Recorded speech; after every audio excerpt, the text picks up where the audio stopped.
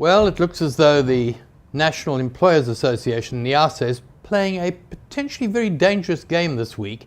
It looks as though they're applying a little thought about Section 76(1)(b) of the Labour Relations Act. This means that employers may call a lockout or stage a lockout in response to a strike, which is what NIASA appears to be doing. But that section also then allows those employers to employ replacement labour using labour brokers. This pits worker against worker. It will raise the whole issue, it will raise the temperature dangerously, I think. That clause was actually reluctantly agreed to back 19 years ago when the LRA came into being. And now it's risen to bite in the nether regions, as the saying goes, not just the National Union of Metal Workers, but also the major steel and engineering body, CIFSA, and the government. Because you see, this problem now that has arisen, and everyone's making a great fuss about it, is not the responsibility of the workers and their organizations or their governments, yet they are being made the scapegoats. We even had earlier this week a leading commentator referring to the loony left having taken over some of the major unions. Well, since there's been no discernible change of leadership in any of the unions, that seems a rather peculiar thing to say. The only thing in the union front that has changed is the emergence of the Association of Construction and Mine Workers Union, AMCU, Construction Workers, AMCU, headed by Joseph Matunja. Seems an eminently reasonable man whose main activity, as far as I know, outside of the union, is to be a bandsman for the Salvation Army.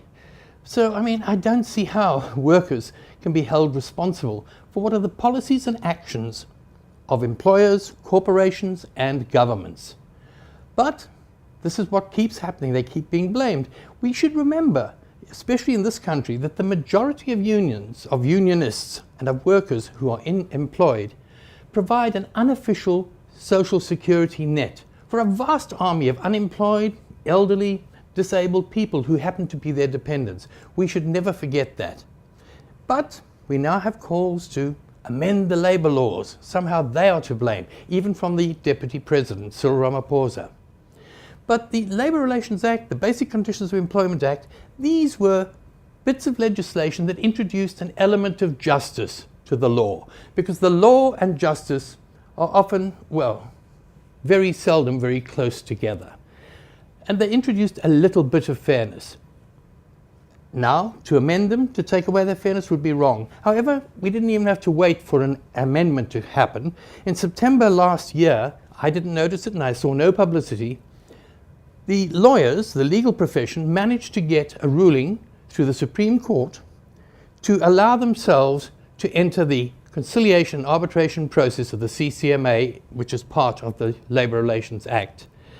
This was argued on the basis that constitutionally they were entitled to gain work.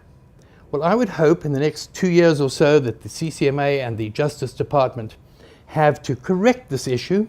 They will do so and let the public interest triumph over the narrow sectoral interest of the lawyers. Anyhow, that's what I'm going to concentrate on in my Inside Labour column this week, which you can read on this platform, Fin24, tomorrow, and in the business section of City Press on Sunday. But let's hear what you have to say. Let's have your comments, your criticisms, your commendations, and your condemnations. Send them in to editor@fin24.com. That's editor@fin24.com. And for this week, that's all from me. Cheers.